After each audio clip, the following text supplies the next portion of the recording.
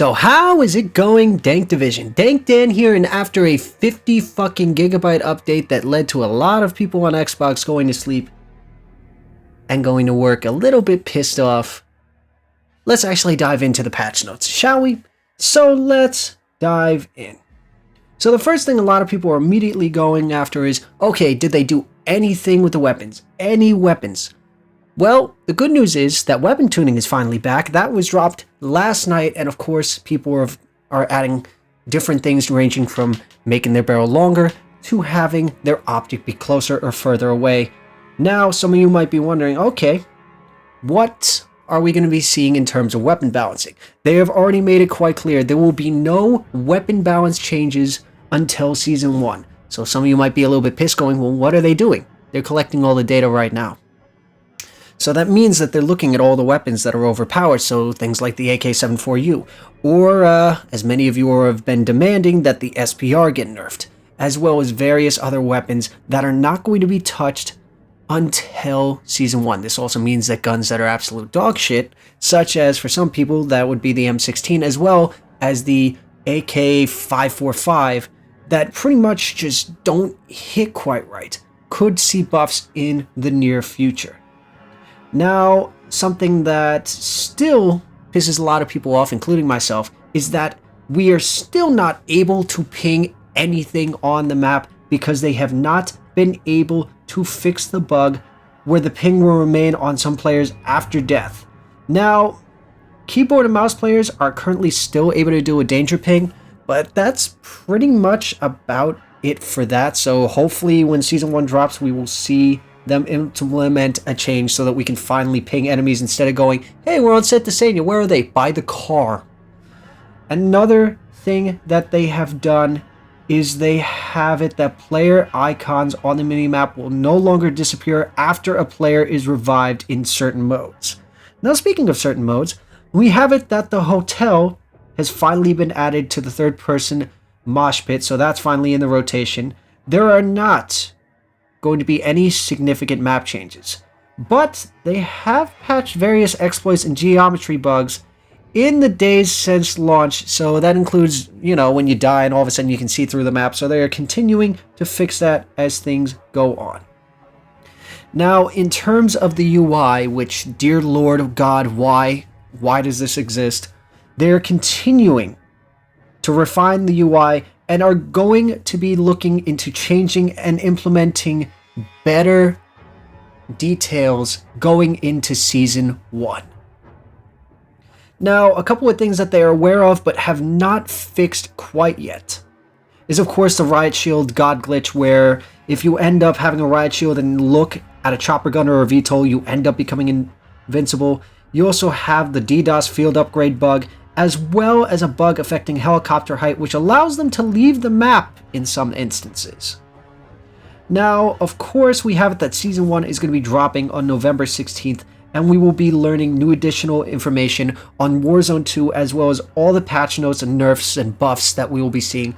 But let's change the subject, shall we? Now we're going to change to 3 operators that we will be seeing come at some point during the World Cup as a collab, and these are 3 players that are synonymous to it. We're going to go in no particular order, starting, of course, with Paul Pogba. Yes, that's right, the Serie A player who pretty much plays on Juventus and also plays for the French national team, part of the winning team from 2018 for the World Cup, is going to be one of the operators in the game. Now, some of you might remember him playing for League 2 in 2007, or, you know, playing for Man United for about 2 years. But he is most known for when he transferred over to Juventus in 2012. But you have it that with him winning the World Cup in 2018, he is looking to win again, and hell, maybe get a couple of wins in Call of Duty. Now, this next man, this is not his first collab in a video game.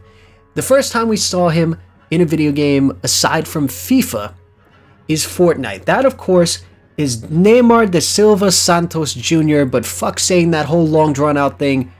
We're just going to go with Neymar. Yes, that's right, the famous Brazilian professional soccer player who originally we remember playing on FC Barcelona before eventually switching off to PSG. And let's face it, this player is something else. He is one of the best players of all time. Now, what exactly makes him one of the best of all time? Well, let's face it. He debuted at a hell of a young age. We're talking 17 years old. And of course, was a part of the deadly trio of Lionel Messi, Luis Suarez, and of course himself, dominating La Liga, Copa del Rey, and Champions League. And, well, let's face it, he did deal with the domestic double, in 2015-2016 season, and that eventually led to him being transferred to PSG in 2017, which still pisses off my sister, who's a big football fan. And to give you an idea of the kind of player Neymar is, he is the second highest goal scorer for the Brazilian national team, second only to the man, the myth, the legend himself, Pele.